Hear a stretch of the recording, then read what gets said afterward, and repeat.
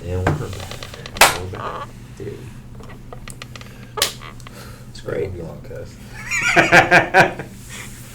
Welcome back to the My Check podcast. I'm Kyoga. Wally Beats. One morning. This is so Like, me and my roommate were talking about this the other day. Cause like whenever you go like see like trailers for movies, it's always like some hip hop or R&B song, just EDM to hell and back, for like it was all a dream, like it was all a dream, and they'll like do that for like the new like Fast and Furious movie, Yeah. you know. But like we were talking, like, is that cultural appropriation? In what way would it be? In what way is it not? What's the definition of cultural appropriation? Appropriating the culture. So taking aspects from that culture and saying that you either created it or using them out of the context and not for the reasons the culture uses those things. So like, what's just one example? So you think about like these white rappers with dreads that are colored when their hairstyle isn't meant to be dreaded. That would be appropriation, for example. And then what your roommate said? Yeah, we were talking about like the use of hip hop and stuff to EDM it, the crap out of it, to make a trailer song for a movie that has nothing to do with hip hop or rap. In some ways you can call it cultural appropriation, but I mean, we were obviously just like we were being very facetious when saying that. But it's like, because we're just acknowledging that this is a goofy thing that they do. Yeah, but I feel like in general, like, culture is such an important thing, but it gets ignored a lot of the times. Mm-hmm. Like where people come from, the core values and all of that. Yeah. And I feel like by understanding culture or understanding your own culture, you learn a lot about everything else around you. Because if you think everybody else thinks the same way you do, you make assumptions that then cause discrimination. Like, why don't you do this? You're weird. You're not normal. Yeah. A topic you brought up a while ago when we were talking about this earlier in the early stages of kind of getting to where we are now. What do you think the significance of dreams are? I think from like a technical standpoint, from like our bodies, I think it's like, it's also not really a technical as well. I think it's like just a creative outlet for our brains. Because like a lot of human life is stuck in monotony and like doing the same shit every day and not really having like time to like, because when you're a kid, you're like, oh cool, I've got imaginary friends. I can fucking color. I can do things, create with my mind. You know, now we're stuck in jobs where creativity is confined to a certain construct. And then we're so exhausted in the rest of our day, we kind of just want to go on autopilot till we go to sleep a lot of the times. So I think dreams a lot of times is our brain just like fully just expressing itself in the truest way it can.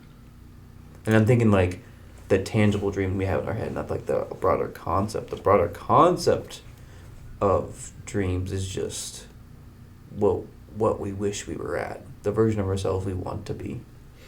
I think in some ways dreams can also be like all the anxiety, other things, worries, the brain kind of organizing all those feelings into one thing. So that's why you have certain things happen, things on your mind now appear in your dreams, people you're thinking about, situations you feel like could happen, and the brain just kind of like runs through all of them for you, and you see them while you're dreaming. Yeah. I think of it as it's really like you always should have something to work for, but always remember, I think a little bit past that, like you have a dream, you want to make, make money or clothes or be famous or whatever, like you get there, always have something to go, beyond that, like one day, because like, be careful what you wish for because you might get it, like you get to that point, like you got it, what are you going to do after that, Right. So I always think like always have something to work for, that way you can just continue. Yeah, I as a person who doesn't really like have like a dream, I'm just like, I would like to just, my dreams have always been like very simple things. Like I would just like to exist within my means in whatever context that is, It's like that's a very attainable thing. If I ever attain that, it's like, all right, cool, it's just time to like learn something, Because that's always my thing I try to tell people is like, even as adults, we just tried to like learn something. It could be a new game or a language or like an actual subject that you're not educated yourself in, or like a current topic that's going around that you like maybe don't know enough about. I think the idea that once you reach a certain age or point in your life that you need to stop learning I think it's ludicrous. I think it's absolutely ludicrous. I think we should always be learning. So from my perspective, dream not so much. Learning to grow as a person is always a constant thing. So I guess you could say that is my dream, is just to constantly grow and learn as a person. Consistency. Yeah. Something I always said, and I know Jake's heard me say this, is that the biggest dreams sometimes take more than a lifetime to achieve. Mm-hmm. And it kind of speaks to like the endless race that sometimes life can be, to where it's like you're chasing after something, but you know you may never catch it, but you die in the hopes that the people after you and the seeds you planted will reach it for you. Mm-hmm. Yeah. I also like that because that also goes into like my view of like the impact of life.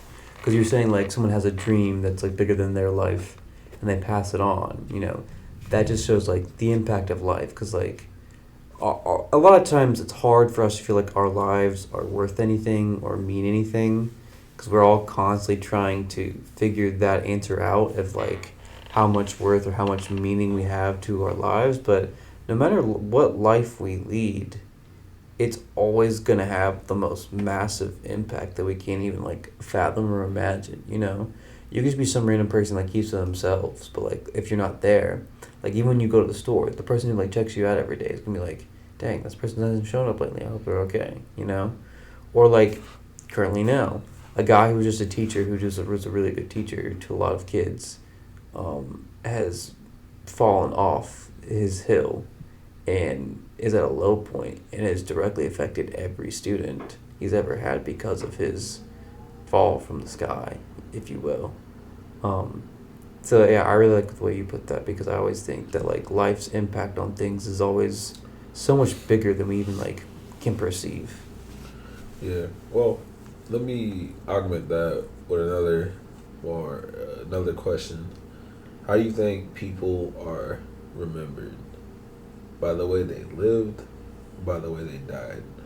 So, are you remembered for your greatest win or your greatest loss? The whole story, probably. Well, that's hard to say sometimes. Some people don't get the full story a lot. Yeah. I think it's, what's that Dolph-Mingo quote where he's like, the people who are just are the winners. Everyone is just, everyone has a right. It's the way the people would tell the story. Yeah, use another anime example. The whole pain arc in Naruto was more a battle of philosophies than a battle of hands. That makes sense. Yeah. We see the whole story as the watcher through Naruto's perspective and the Leaf Village's perspective, but Pain's like, y'all are the ones that ruined my childhood, killed my parents and all this, and now I'm coming back to do the same thing to y'all. Mm-hmm. But you're looking at me like I'm the villain. Right. And he's like, everyone will know Pain. Because at the end of the day, a lot of the theme of Naruto, which whether you agree with the end or not, because at the end of the day it's a shonen, so it has to be a happy ending, but it asks a lot of real questions. Mm-hmm. If it's like, at the end of the day, can we really have peace? If to have peace, there has to be a war. And we fight wars for the sake of peace and to preserve peace and love. But because of that, we end up with more pain. I think the original inception of wars, yes. I think current wars, no. I mean, granted, there are some, but I think current wars are all just about expansion of power. Yeah, and I agree. Imperialism. Those are the fundamental. It's weird seeing very complex concepts presented in fiction, and now a lot of it we're living through, and we're realizing like, God, yeah. Everybody's playing with their people's lives, like we're just pawns and numbers. The whole thing about like art imitating life and stuff, or like life imitating art, because like it's crazy, like like I'm just thinking like from Attack on Titan and stuff. Like I can't remember a story that was like very much so like on the nose with like fascism, and like I can't like think of anything else like currently right now. You know, off the top of my head, but like fascism is probably the biggest problem it's ever been in like human history right now. Like I would say that's like easily like a whole like earthly societal problem right now, and to like see like parallels between those two like that story and our life is bizarre to even like think about in like a grander context. Yeah. My only worry is like I'm starting to think now a lot of the people aren't ignorant to what's happening with the power above them. Oh yeah. And they won't, and I feel like at least America and definitely other places could happen are not going to sit back idly and let people just like play with their lives. The other issue is like you see a lot of wars fought and a lot of rebellions, but the rebellion is set on false truths, and now a whole government that may or may not have been fine is seen as a villain. They're overthrown, and now something set up by, and the people thought they were getting one thing, and now they're stuck in a dictatorship out of nowhere. And it's like, what really is a solution?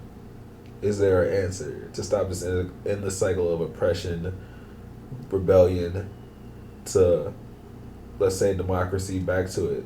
We talk like they teach in schools their cycle of government, but my question is, does it have to be that way?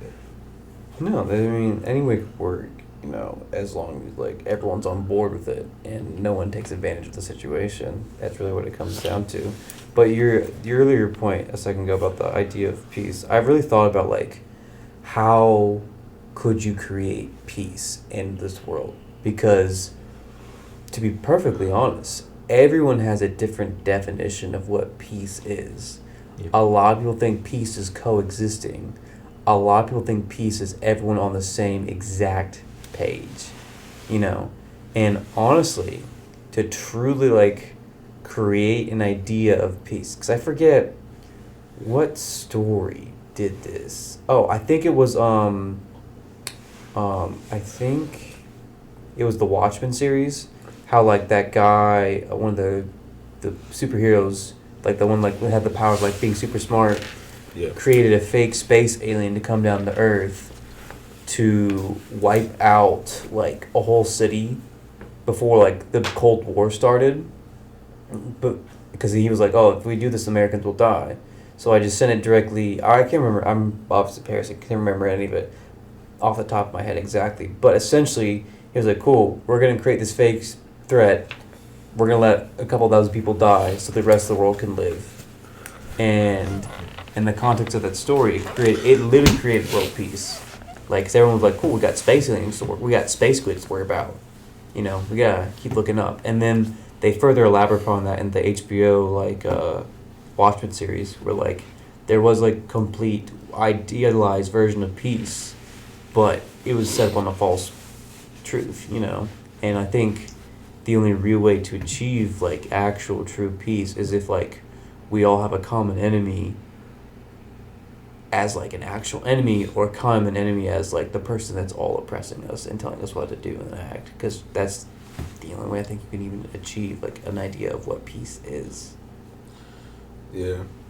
But in that same aspect, sacrificing one life to save millions, then you have to ask yourself, what is truly the price of a life? Yeah, that's what I try to like talk about kids with a lot of time, is like you can't like throw your life away for something small. And the ways I talk about is like fighting. Is like when you're an adult and you fight somebody, you will end up in jail if you are caught doing it, or someone calls the cops. And if you end up in jail, you have such an uphill battle, you just thrown off the easiest part of your life away. It's for like, literally one of the easiest parts of life is just like to not get in jail. Because if you don't get in jail, then you're not like affected as deeply as our like system is against people who are incarcerated, which I don't agree with. And I think it's not great, but it's how the current system is. And so trying to just like tell them like, hey, value your life more than just a simple disagreement and causing yourself to throw it all away for that. Yeah. There's a lot of perplexing topics that we think about, and it's like trying to find a needle in a needle stack. If that makes sense. No, because then if it's a needle in the needle stack, you found the needle. Yeah. Is it one particular one that you gave meaning to? How would you tell that difference between all those other needles then? And that's the paradox. What? Because think about it. We talk about which needle do you throw away to save the other needles? It doesn't matter. In this example, I would argue no. But if you change the needles to people, which people do you throw away to save all the other people? The old people. And then you have eugenics, genocide, Yeah. Holocaust. Because this group of people is a problem, and by getting rid of them, we'll have world peace. But in the end, all it is war and destruction. And your goal you set out, you don't even accomplish. Like, first quote-unquote actual job ever with the W-2 and everything. I was so worried about my appearance. I used to dress nice even if I was doing PE. And I remember I saw this one dude come in subbing. His Jordans on, all his chains on. And I'm like, I'm getting paid the same amount of money he is to do the same exact work. So why am I caring so much about my appearance if I already have the same respect he does, if not more? See, my thing is, it's not like how, like, if you're wearing, like, suit and tie dress, like, as long as you have, like, a nice outfit, I think, and then at any point, no matter what, people can, like, respect you for it. Because my thing is, like, I've stopped, like, trying to, like, be, like, very, like, oh, collared shirt and pants type thing. Because I just dress nice. And kids, like, literally will be like, man, your fit is hard. You're looking so good today. I'll be straight hoodie and sweatpants. Yeah. But, like, they, like, look, if it works, it works. And they'll, like, the kids will even, like, respect you for that. Just for, like, wearing a nice outfit. Yeah.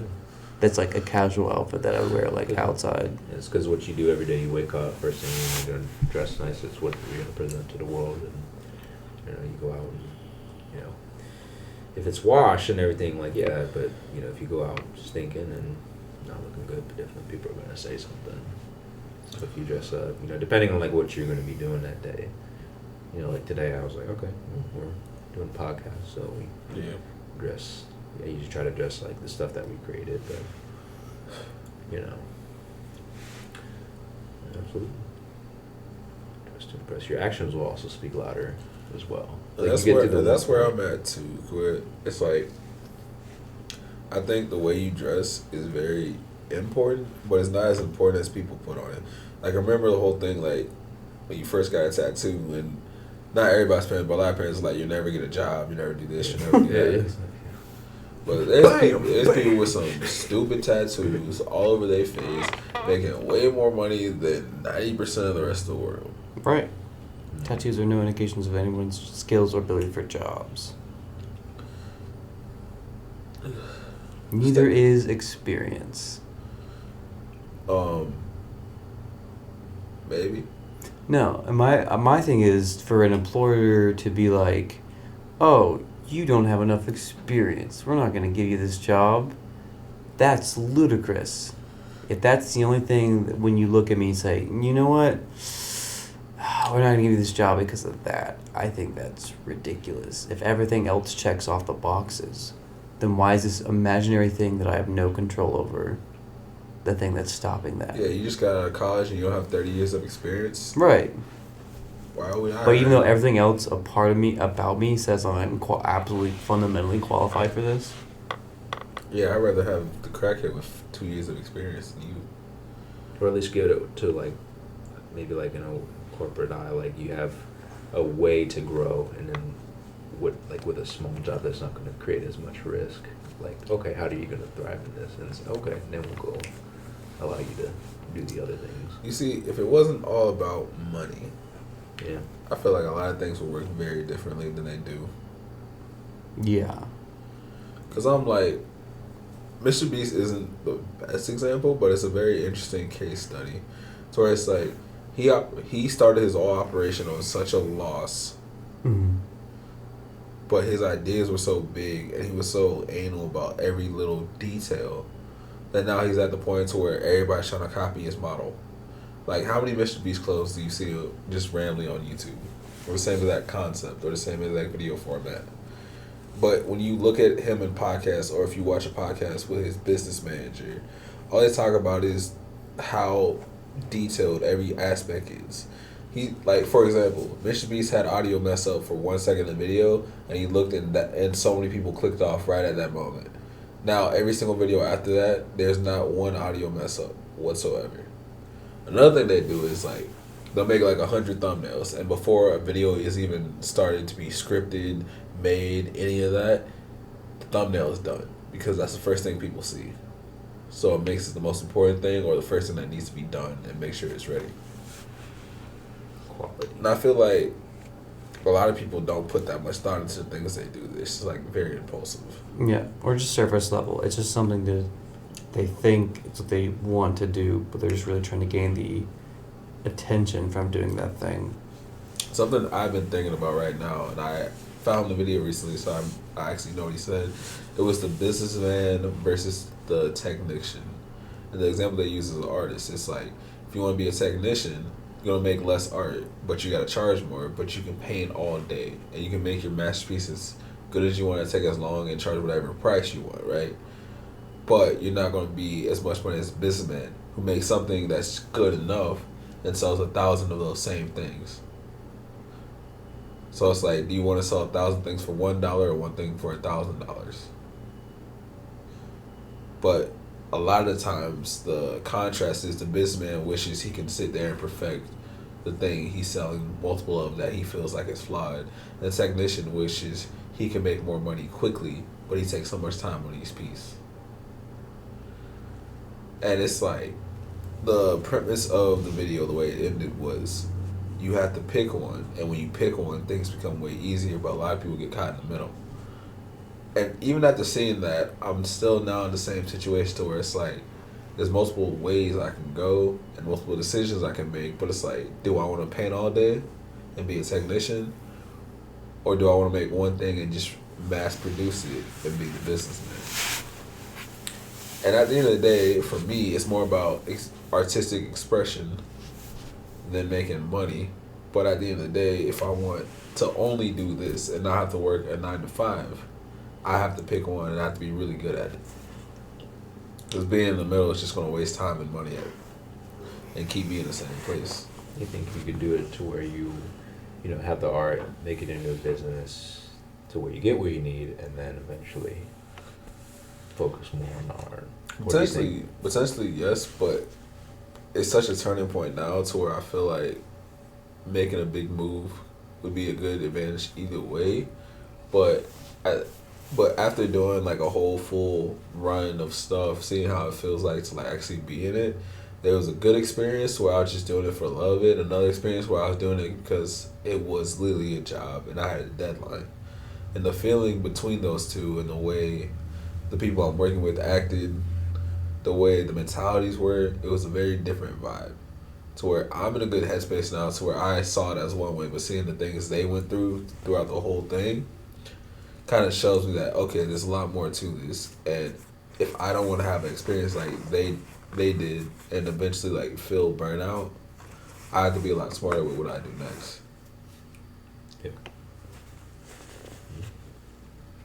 Do you see how it works, like with, I guess, like when you go out and do it, it's like, okay, there's a lot more. But the cool part now is like, if you have an idea and you're willing to work as hard as you can to make that idea a thing, there's no reason why you can't do it and make that your job. Like think about it. People play video games for a living. I would say even 10 years ago, that was really, like, everybody frowned upon that. Nowadays, it's way more accepted because people understand how it works. Segue into something slightly off this topic, but it's somewhat related. I saw a very interesting video talking about, like, even if you're not planning on using all the AI stuff coming out, you still need to be able to understand it. Because they said the same way these old people running the world don't know how to send an email and have to have a secretary give them a paper copy of their email, that's how it's going to be if you don't learn how to use all this AI stuff now. Yeah, AI is going to be like the new coding. Like, everyone back when we were starting still in high school, like, get into coding. If you can understand it, you'll find a high-level job. Now it's like, if you can understand AI, you'll get a high-level job. Because a lot of people portfolios now is like, I know how to prompt engineer this AI, so you can hire me to do all your AI tasks for you. And a lot of businesses have foresight, or at least try to be foresight. Oh, they're hiring prompt engineers. They're putting these type of jobs up. Maybe we need to do the same thing and look into our AI integration. And it's slowly getting better and better. And honestly, it's a scary thing, but Yeah. it's a double-edged sword. Because, like I said earlier, whatever you do, if you're willing to put in the work in, you can make it your job. So all the jobs AI will inevitably replace, new opportunities open up because the age of media is so big now. Because no matter what, AI won't be able to replicate what the humans can do in things like the sit-down conversations. Yeah, you can fabricate it, but someone has to be writing the script. And it's having a conversation with itself. There'll still be no emotion. And at the end of the day, it'll all be soulless. But when the robots kill us all and take over, they won't be able to make another human, but we'll always be able to make another robot. Do you think we're in a game or a simulation? There's a lot of evidence to it, but I would this say game's no. really, really bad. It's a really bad game. It's not a fun one. It's not fair. Whoever's my controller, please just set it down. Bro, like L1, R2, up XB, bro, infinite, you know. Just like, Unlimited I just want to ammo. take a pause. I just need to pause real quickly. I think the person playing my game is trying so hard, needs to play a new game. It could be a cheat code, bro. It could just spawn a tank and just... Alright, but here's my question for you. If you had a tank right now, how would that help you in your daily life? Honestly, it probably would cause more problems. Exactly. Like, whoa, like, hang on, you know. I don't know. Sadly, the grass isn't always greener. But I feel like a lot of times it's a contrast of, like, I always say, if it's easy, everybody would be doing it.